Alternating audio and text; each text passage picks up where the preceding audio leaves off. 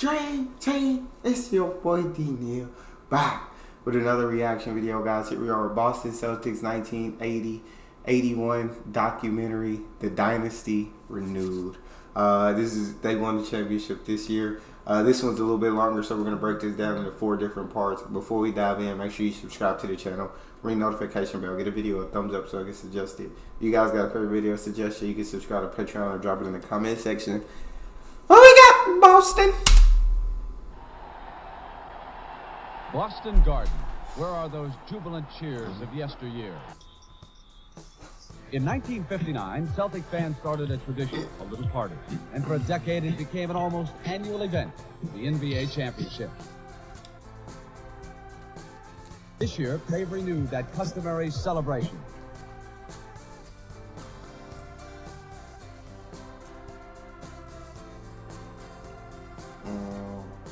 These festivities are also an anniversary party, commemorating 35 years of NBA championships.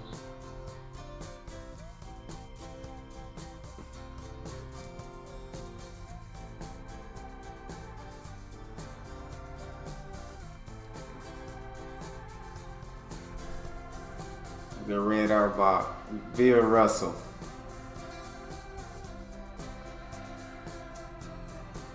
Is that Will?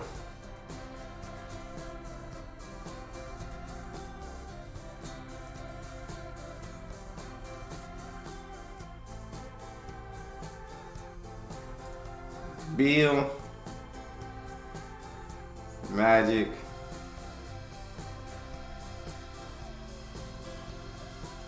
Every year, after a grueling regular season schedule, 12 teams begin what has come to be known as professional basketball's second season, the NBA playoffs. 12. Dang, see, I didn't even know it was 12.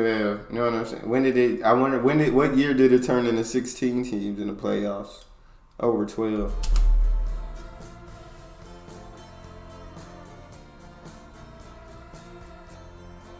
Is that Maxwell? In their quest for an NBA title, it's do or die. For these teams, there will be no tomorrow. The concentration and passion is intense for players and fans alike.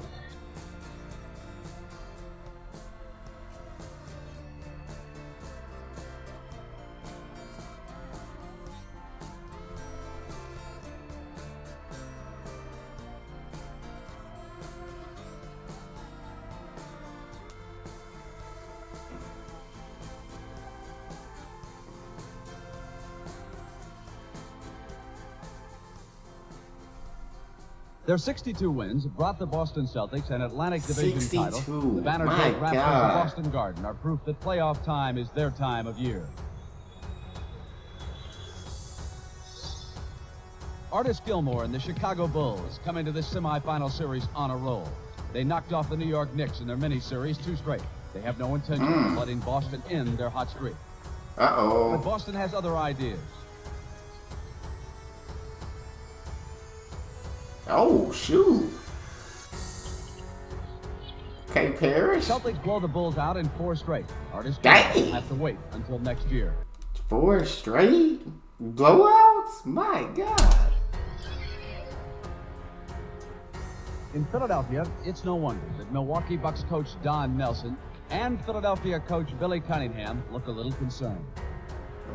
Julius Erving has led the Sixers to a 7th game showdown in this matchup, immovable object versus irresistible force. Playing as if they'd never heard of the home court advantage, neither team is able to put together consecutive wins. Oh my God.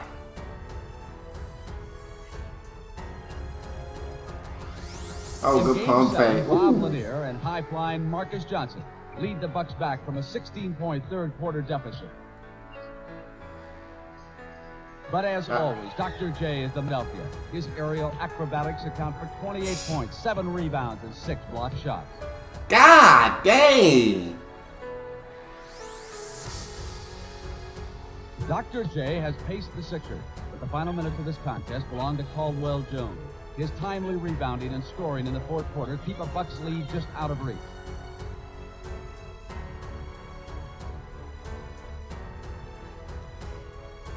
With 14 seconds to go, CJ's 2 clutch free throws provide the winning margin in a photo flash finish. The Sixers survived 99-98. Ooh. That would have been a good game, I bet. Real good game to watch. The Eastern Conference Final is an inevitable rematch. The Celtics just edged out the Sixers for the Atlantic Division title. These two teams have a history of no-holds-barred postseason play. This series will be no different.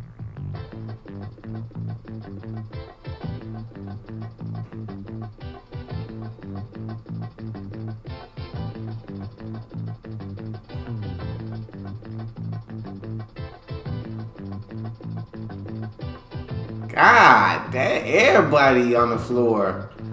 Everybody getting beat up, it looked like. My God. Oh!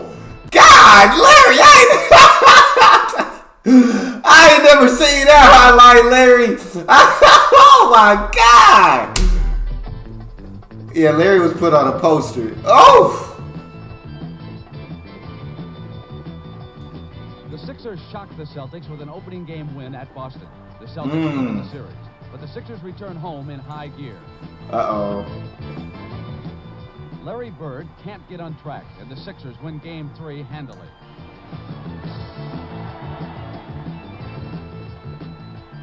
Game 4 is a virtual must-win situation. The Celtics build a 19-point lead. Dang! But Bobby Jones and Dr. J combine for 38 points as the Sixers come roaring back. With 7 seconds remaining, the Celtics have a chance to win, but Tiny Archibald elects not to use a final timeout. Bobby Jones plays free safety, and the Sixers preserve a tight victory. They won? It is the Celtics' 11th straight loss in the Spectrum, and only one game from elimination. Dang, they was down 3-1? Many fans wondered about Boston's ability to come back and about Archibald's decision. We were all second-guessed as to what he should have done, what should have happened, and so forth, and it really didn't look good for us. But I think that best typifies the character of our basketball team. And when we were down 3-1, we just took it a game at a time. And when we set into this Philadelphia series, we said, we're playing. If we're not the best in basketball, we felt they were at the time. And they have to beat us 4 times. Let's don't look at it any other way than that. One of these 2 great teams has to lose 4 ball games, and until we lose that 4th one, we're still in it. Facts. Indeed, they were still in it. Philadelphia simply could not deliver the knockout punch. In Game 5, Boston rallied from a 6-point deficit on some Larry Bird heroics with less than 2 minutes remaining. Larry Legend. Larry Legend went to work. Now, back home in Game 6, Philadelphia continued to struggle with a feisty Boston defense. Oh, every basket was that would have been nice. God dang. Let this one get away. They got him in a whole headlock,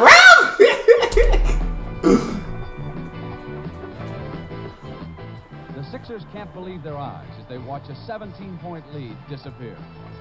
Dang. The scoreboard tells the story as Bird's 18-foot seeing-eye jump shot gives Boston a 3-point edge. Oh. Someone up there likes the Celtics today. With seconds remaining, rookie sensation Andrew Toney has the chance to give Philadelphia a lead. But Boston has their own rookie standout.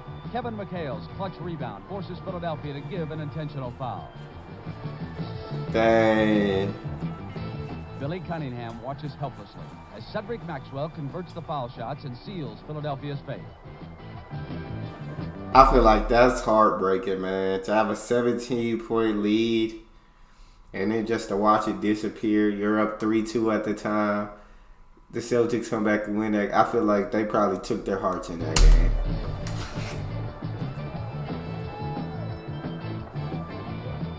I feel like Game 7, they're going to say it's a blowout. The Celtics, who have a stranglehold on the Sixers. Oh, it wasn't. It was a close game. The 11th Spectrum jinx is over. And with this victory, Larry Bird, who paced Boston with 25 points and 16 rebounds, could feel a definite shift in momentum. My God. Damn, 3-1. That's crazy to come back from 3-1, win 3 straight. It really tore them apart because now it's 3-3 and we're coming back to the Garden. And that was just a game, whoever had the most guts and the most determination was going to win that game. The Sixers have never beaten the Celtics in a 7-game series. And now they are but a loss away from that dubiously distinguished list of only 3 teams which have led 3-1. I thought they beat the Celtics the year before. It must have been a 5-game series then.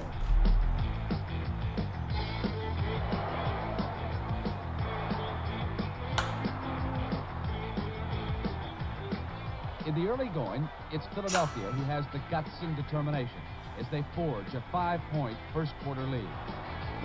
Good block.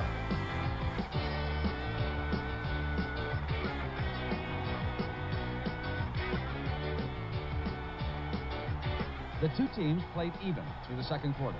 Good pass. 2 of his 19 nice. On a Boston break. But the period ended on a telling note. Bird's 20-footer is off. Philadelphia fails to box out. Rick Rhodes rebounds, and Maxwell finally puts it down for the Celtics. The Sixers are glad to head for the locker room with a 5-point lead. The Sixers increase that lead to 11 midway through the third. My God, man. Oh, I was about to say. And 1. Billy Cunningham has no intention of letting another lead slip away. If we do not have anything, you cannot hit Doc. We'll hit you. And then our big people go to the baseline. And our guards will set the screen, and we'll pop out. Okay? Now let's give it. Let's go, guys. But Boston has their sights set on an Eastern Conference title. Oh. And in the third nice. outscores the Sixers 10-2. Capped by yet another Bird offensive rebound. His layup brings the Celtics within 3.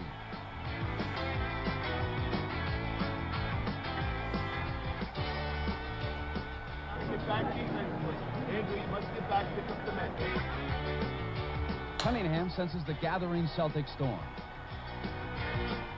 And when Robert Parrish retrieves an errant McHale shot, his tally brings the green machine all the way back to deuce. But the Sixers didn't make it this far without a little stubbornness of their own. Dr. J gathers in his own miss, and Philadelphia leads by 7 with just 5 minutes and 23 seconds winking on the Garden clock. The Celtics suck it in, and a Parrish block ignites a Boston fast break. Oh, boy, that would have been crazy. Definitely a foul, but yeah, that would have been crazy. Larry Legend. Not to score at 89. Dang. The last minutes of this contest will be the ultimate test of Philadelphia's ability to perform in the clutch. Crazy game 7. CJ, you set the screen down here. Okay, for the guard. You can run on the baseline. The good pressure. Coach, you mean the almost unbearable pressure, if not from a brutal Boston defense, then from a Garden crowd which knows how to help its team. With 1 minute and 15 seconds remaining, it's nail-biting time in Boston. Philadelphia has not scored in its last 7 possessions. And once again they fail as center Daryl Dawkins is too strong. Larry Bird with the rebound, because when the chips are down, he welcomes this pressure. Ah, perfect. Perfect.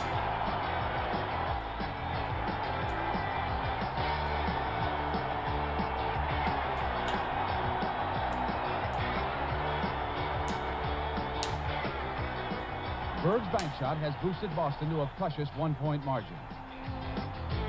The Sixers have just 1 shot left to save this series.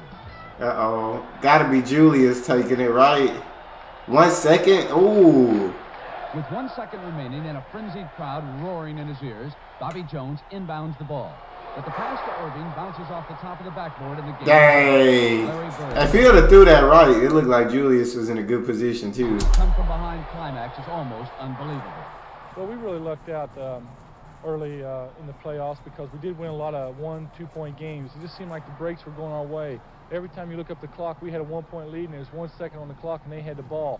It was them type of games where all the emotion, all the adrenaline, and everybody was just flowing, and everything was just going to perfection at the end of the game. We played our best defense in the fourth quarter. We played sound defense, ran our plays, ran real well. But as far as us coming back all the time, a lot of it's just luck. But that's crazy. That was probably the best games I ever played in my life. It was a 7-game series, and every one of them was just full of excitement. 3-1. Turnaround for the Rockets to win 3 straight. Was basically a lineup that we were comfortable with, a dedication to defense, and a mental toughness which eliminated our turnovers and cut other teams' shooting percentages down. A combination of those things got us on a winning track.